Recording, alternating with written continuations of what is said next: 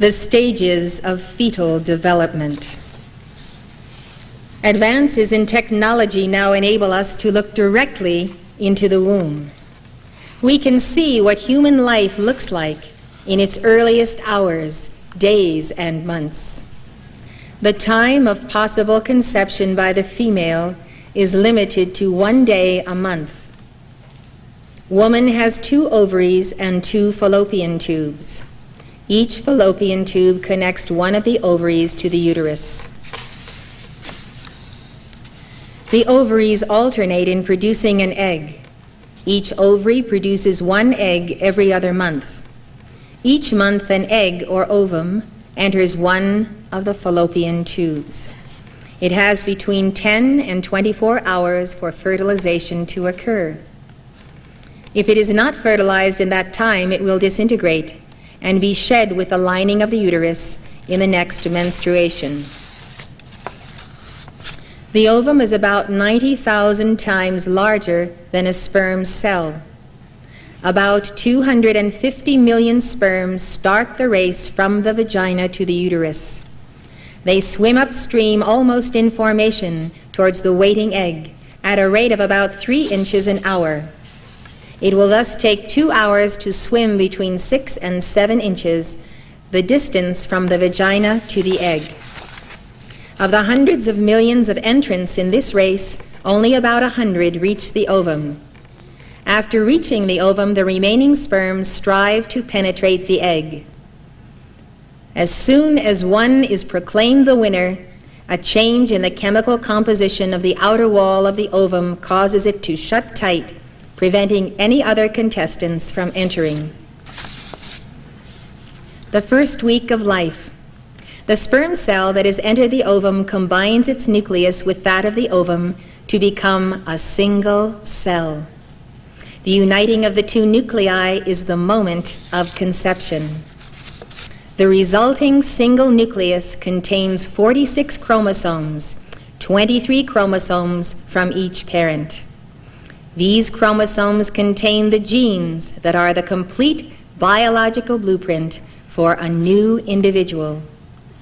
About 12 hours after the union of the nuclei, the new cell begins to divide and multiply. In about another 12 hours, the 2 cells will divide again and then again. They have begun a sequence that will culminate in a fetus that contains millions upon millions of cells. As it continues to divide, the ovum starts the 4-day journey down the fallopian tube towards the uterus. The 3-day-old cell cluster is called a morula, which is Latin for mulberry. By the 4th day, the cells will have increased to more than 100 and formed into a hollow ball called a blastocyst. The word blastocyst comes from the Greek blastos, meaning sprout, and cyst, meaning pouch. A sprout pouch.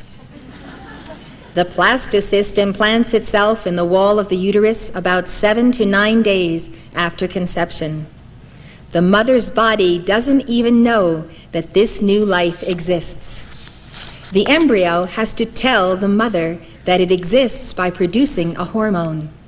This hormone tells the ovaries to make another hormone, progesterone. The progesterone warns the pituitary gland that the mother is now pregnant and should stop the shedding of the uterine lining in menstruation. A tiny embryo that is much smaller than an apple seed is now directing the mother's body. Since the embryo is genetically different from the mother's immune system marshals to destroy it. But the embryo releases other chemicals which act to turn off the mother's immune system within the uterus. In the 2nd week of life, the cells are beginning to differentiate to perform specialized tasks. One group of cells becomes the amnion, a protective sac that will keep the embryo in a fluid environment. Another becomes the yolk sac, which will produce the blood cells needed by the developing embryo. A portion of the yolk sac will form the gut. A 3rd group of cells will form the placenta. The placenta brings the baby's blood into contact with the mother's bloodstream so that it can receive oxygen and food and dispose of waste products. The umbilical cord, made up of 2 arteries and 1 vein, connects the embryo to the placenta. The mother may now sense that she is pregnant and experience some morning sickness. The 3rd week of life marks the beginning of the formation of the nervous system. The embryo is now growing so rapidly that it doubles in size almost daily. It also changes shape dramatically from round to elongated. There is a deep groove along the length of the embryo. The groove folds into a tube that will house the spinal cord, and then the top of the tube enlarges to become the brain. The nervous system is the first of the body systems to develop. It will influence the growth of all the other organs in the future development of the fetus. By the 18th day after fertilization, a tiny primitive heart has formed.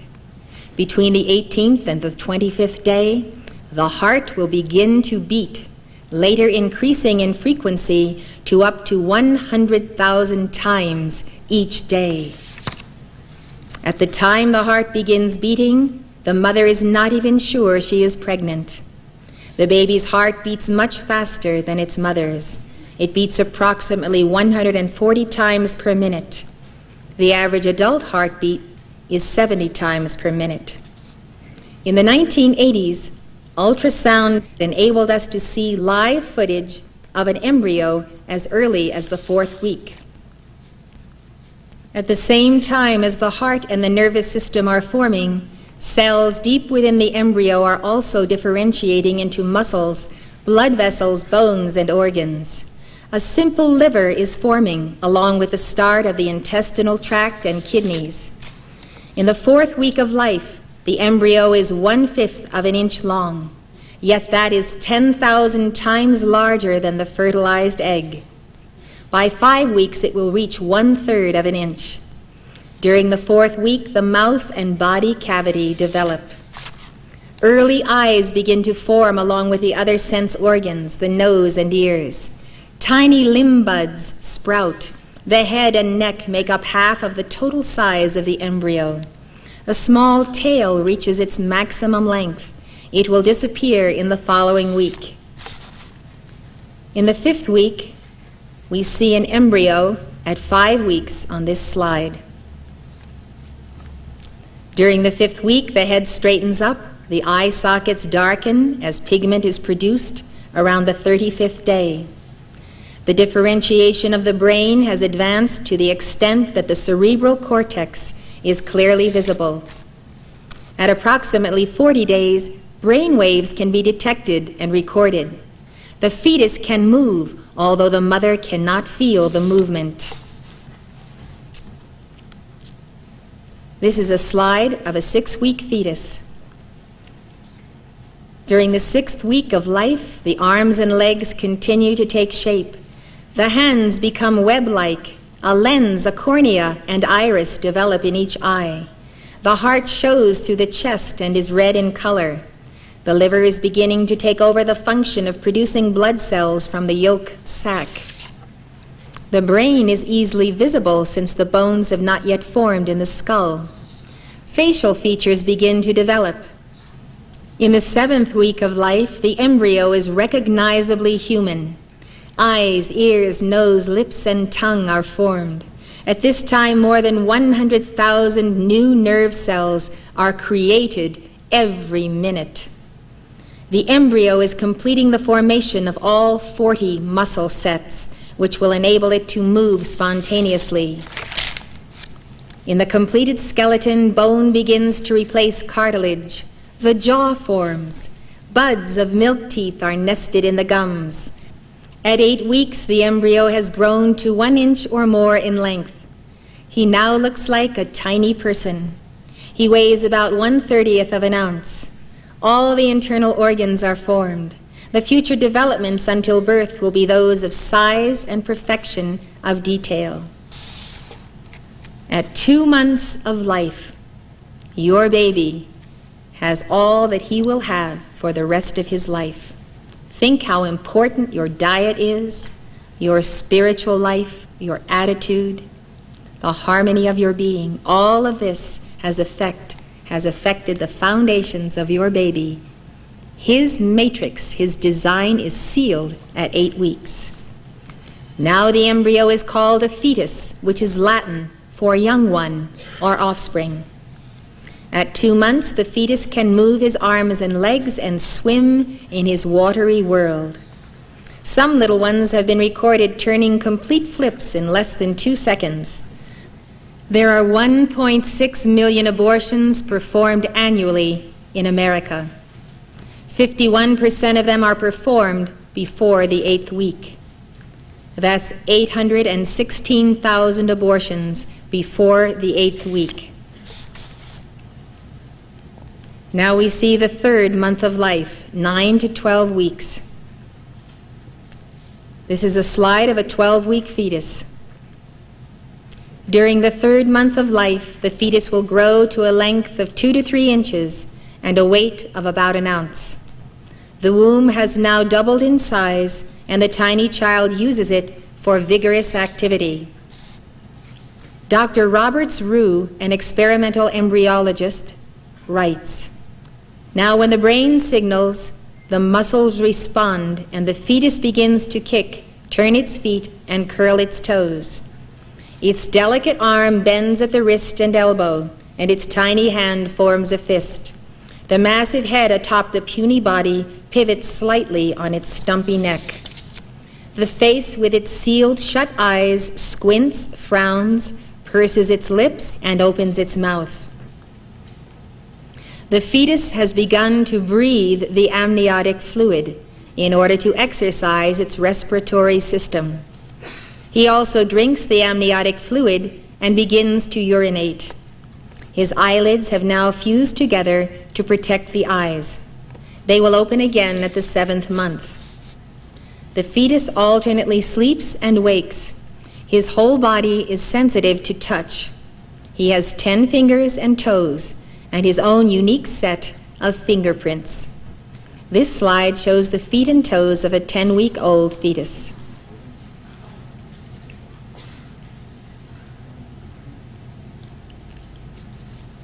If his palm is touched, he will make a tight fist.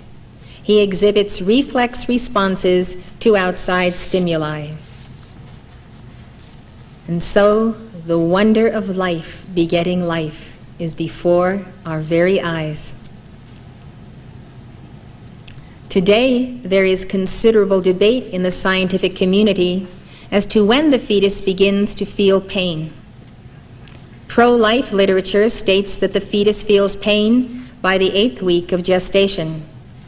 Sensory receptors develop on the skin beginning at the 7th week. But the neural connections between the pain receptors and the neocortex in the brain are not established until 20 to 24 weeks or 5 to 6 months. Dr. Watson Bowes, professor of maternal and fetal medicine at the University of North Carolina at Chapel Hill, says, "It's hard to either prove or disprove whether a fetus can feel pain at 8 weeks. But there may be a lot that science doesn't know," Bowes says. "A fetus at 12 weeks does a lot of things. It looks like they play in utero. As you watch a fetus in utero with ultrasound, you get an impression that it's a much more sophisticated and highly complicated individual than we used to think. We used to think there was a blob lying there." We have now reached the end of the first 3 months of the baby's life. The baby can touch its thumb to its forefinger, a characteristic that separates primates from all other animals. It has taste buds and will alter the rate of its swallowing if the amniotic fluid is sweetened. As Dr. Rue writes, by the end of the first trimester, the fetus has developed all of its major systems and is virtually a functioning organism. Almost, but not quite, for it is still unable to survive independently of the mother's womb. During the next trimester, no new organs begin to form. Rather, the ones that have already been laid down become more and more like what they will be in the newborn infant. 40% of the babies aborted annually in America are aborted between 9 and 12 weeks. That's 640,000 babies. Now we look at the 4th month. A 16-week fetus is shown on the slide.